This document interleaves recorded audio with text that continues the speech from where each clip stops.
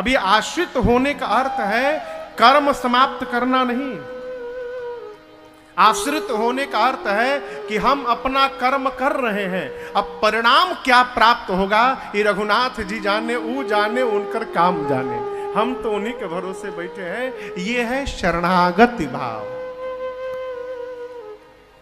जीवन में इस भाव को दृढ़ता प्रदान करने का स्वभाव बनाइए।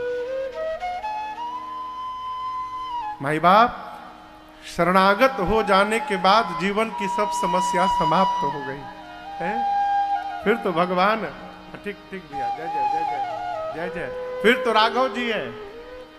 प्रयास करिए, तवास में राघव। प्रभु हम आपके शरण में आ गए हैं नाथ। जय जय, विराजे।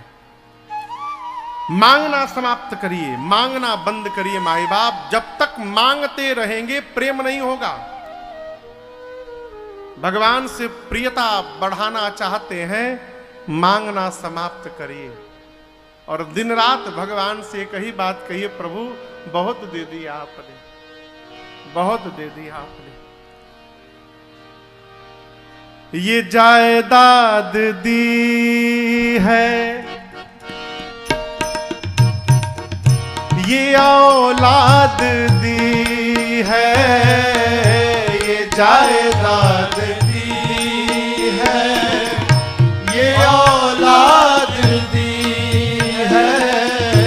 मुसीबत में तुमने ही इमदाद दी है, मुसीबत में तुमने ही इमदाद दी है।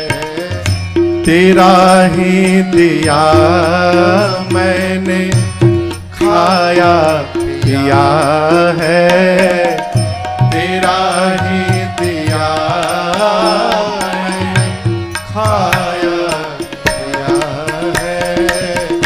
तेरा शुक्रिया है, तेरा शुक्रिया है, तेरा शुक्रिया है, तेरा शुक्रिया है।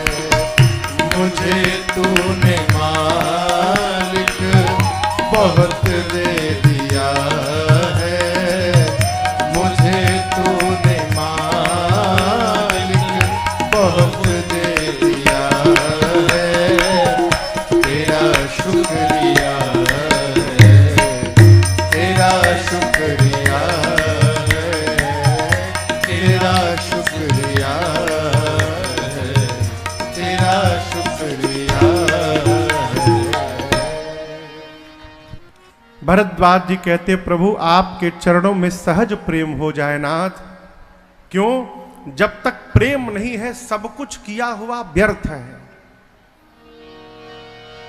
भरद्वाज जी कहते, प्रभु कर्म वचन मन छाड़ी छल, जब लगी जनन तुम्हार, तब लगी सुख सपने हो नहीं, किए कोटि उपचार। कहते प्रभु कर्म से, वचन से और मन से, मनसा वाचा कर्मणा, तीनों प्रकार से जीव जब तक छल न समाप्त करे। छल बुझाता? छल, छल मने का? हाँ? छल मने जौन बानी तन लौकत नहीं खी, और जौन लौकत नहीं तन हई ना, ई छल है। हो कपट मृग तुम छलकारी। वो सोना का हिरण नहीं था, लेकिन दिखा था कौन? था कौन? मारीच। लेकिन दिखाई क्या दे रहा है? सोने का हिरण। जो दिखाई दे रहा है वो है नहीं, और जो है वो दिखाई नहीं दे रहा है, ये छल है। भरद्वाज जी सूत्र कहते हैं, प्रभु मनुष्य कर्म से, मन से और वचन से जब तक जीवन में छल समाप्त नहीं करेगा, तब तक कोटि प्रचार कर जाए, उसे सही छोड़िए जागने में, सपने में भी सुख प्राप्त होने वाला नहीं।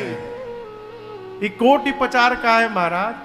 भगवान के पूजा की सबसे छोटी विधि का नाम है पंचोपचार।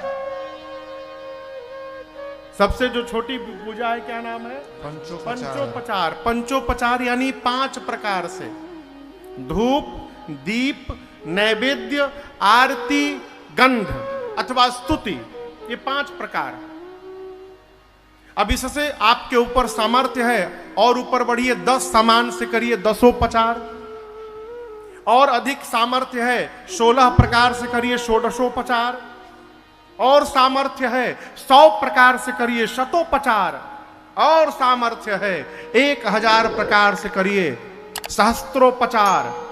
पूरा यहां कहते करते करते कोटि प्रचार, 1 करोड़ प्रकार से भगवान की पूजा क्यों ना करिए आप। यदि छल समाप्त नहीं हुआ जीवन में, पूजा करते रहिए, कभी जीवन में सुख प्राप्त होने वाला नहीं है। इसलिए सबसे पहला काम करिए माई बाप, छल समाप्त करिए। लोग समझते हैं कि सामने वाला के बुझाते नहीं थे।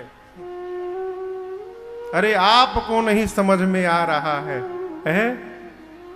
हम समझदार हैं, अच्छी बात है, लेकिन हम ही समझदार हैं, ये अच्छी बात नहीं है। हम ही समझदार हैं, माने बाकी सब मूर्ख हैं। छल छोड़ने का प्रयास करिए। आप देखिए यहां बैठे हम लोग, पंडाल में बैठे हैं, उधर वाला मंदिर किनका है? हाँ, वो दूसरा मंदिर दुर्गा जी का मंदिर है, ठीक है ना। अब यहां से दुर्गा जी के मंदिर तक 0 0 लिखते जाइए। यहां से दुर्गा जी के मंदिर तक धरती पर 0 0 लिखते जाइए, कितना होगा?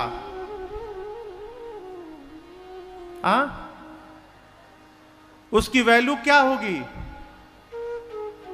कहीं कहीं सब है 0, कितनों 0 लिख दीजिए, उसकी वैल्यू 0 है। कब तक? 0 के पहले जब 1 नहीं लगेगा, तब तक उसका मूल्य बढ़ने वाला नहीं है।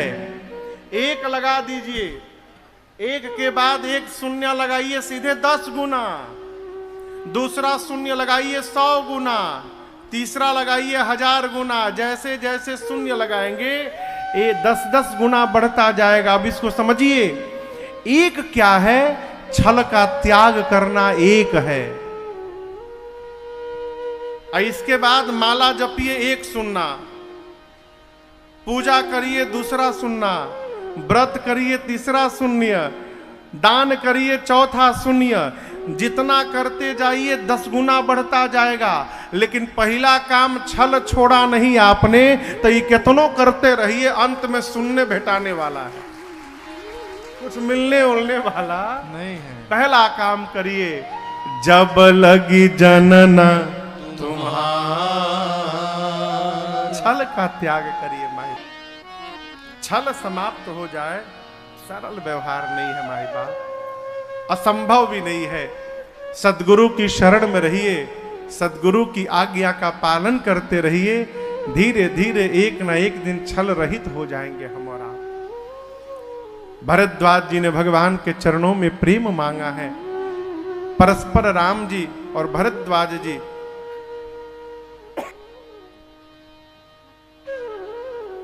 मुनि रघुबीर परस्पर नवहि, दोनों एक दूसरे की बारी बारी प्रशंसा करते हैं।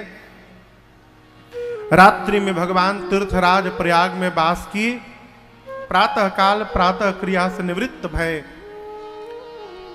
भरद्वाज जी से राम जी ने पूछा, मुनिवर हम किस मार्ग में जाएं? भरद्वाज जी ने अपने 4 शिष्यों को लगाकर और राम जी को अपने गुरुदेव भगवान वाल्मीकि ऋषि के आश्रम की ओर भिजवाया। यमुना जी का तट आया, यहां से प्रभु ने 4 शिष्यों को विदा किया है। निषाद राजगुह को भी विदा कर दिया है और राम जी अब वहां से सीता जी लक्ष्मण जी के साथ अकेले चल पड़े। मार्ग में वनवासी जंगली आदिवासी कोलभील मिलते हैं। पूछते हैं आप कहां से आए हैं, कहां तक जाना है आपको, हमको भी साथ मिले, चलिए हम आपके लिए सुंदर व्यवस्था करके आएंगे।